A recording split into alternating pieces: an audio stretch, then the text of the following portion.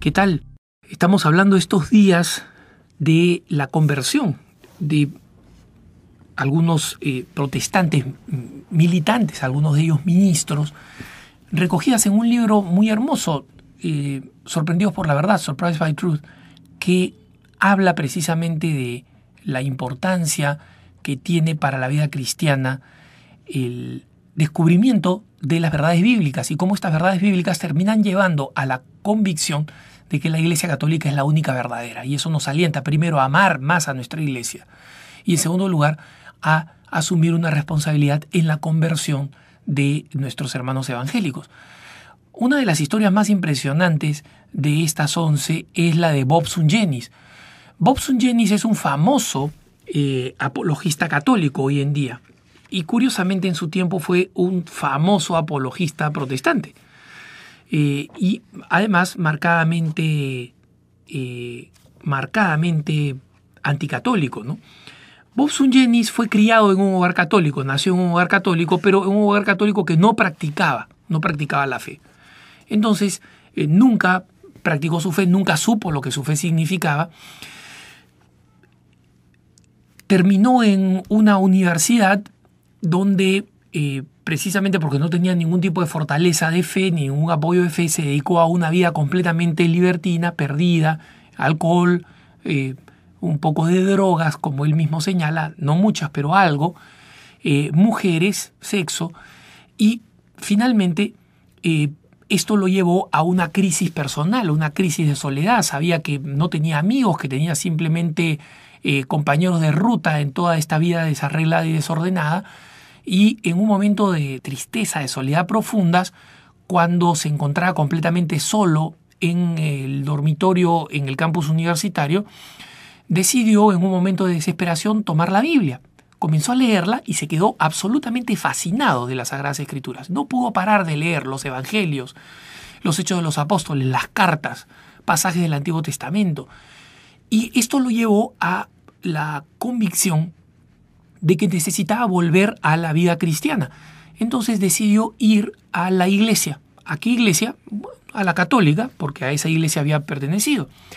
Fue y se encontró con lo que muchas veces nos sucede a algunos de nosotros. Una iglesia fría, con una liturgia celebrada con cierta rutinidad, personas que no cantaban fuerte, que cantaban a media voz. Entonces su experiencia en esta parroquia católica, recuerden que él nunca había ido a misa de niño, resultó decepcionante. Regresó a su departamento, comenzó a leer la Biblia de nuevo y después de varios días sintonizó por la radio a un televangelista, a un predicador evangélico que era completamente lo opuesto de lo que había escuchado en la Iglesia Católica, en el templo católico, ¿no? Este era fogoso, hablaba de Jesucristo, de la centralidad de convertir a Jesucristo, de convertirse, de encontrarse con el Señor Jesús, de nacer de nuevo, etcétera, etcétera. Y entonces él, como consecuencia de escuchar en varios días a este fogoso predicador evangélico, cayó de rodillas al estilo evangélico y dijo: yo he renacido en Cristo y me entrego nuevamente a Cristo. Sintió una enorme paz y decidió encontrar, personas que lo acompañaran en este proceso. La universidad tenía una comunidad cristiana de muchachos muy sanos que lo acogieron muy bien. Él se sintió muy acogido en el grupo, leían la Biblia, conocían mucho de la Biblia, conocían más que él y eso a él le interesaba, se había convertido en un voraz lector de la Biblia. Ya comenzaba a ir a algunas librerías a comprarse libros que explicaran mejor la Biblia y este grupo lo introdujo a todo el universo de estudios y de libros que habían sobre la Biblia en el mundo protestante y lo introdujo también al anticatolicismo. Un par de veces, en algunos estudios bíblicos, estos muchachos le mencionaron cómo la Iglesia Católica tenía enseñanzas no bíblicas y entonces él decidió apartarse de la Iglesia Católica, aceptó estas críticas de manera completamente acrítica, ¿no?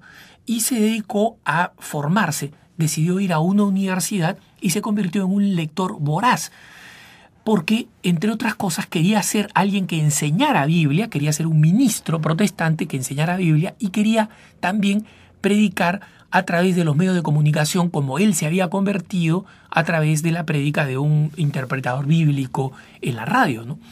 Él siguió una carrera meteórica, un tipo inteligente. Bob Sungenis comenzó a acumular un conocimiento enciclopédico y comenzó a ser algo temido porque sabía mucho, tenía muy buena memoria, conocía muchos pasajes, había leído muchos libros de comentarios bíblicos, y entonces cuando se trababa en una discusión le pasaba por encima prácticamente a cualquiera, ¿no? Él escribió un folleto anticatólico, ¿no?, que dice: lo peor de todo, que me arrepiento hoy como católico, es que ese folleto todavía se sigue utilizando, ¿no? Porque yo cedí los derechos a mi iglesia protestante, y ellos la siguen publicando, ¿no? Y la paradoja es que el autor de un folleto que se utiliza para apartar gente de la iglesia católica se convirtió al catolicismo, ¿no?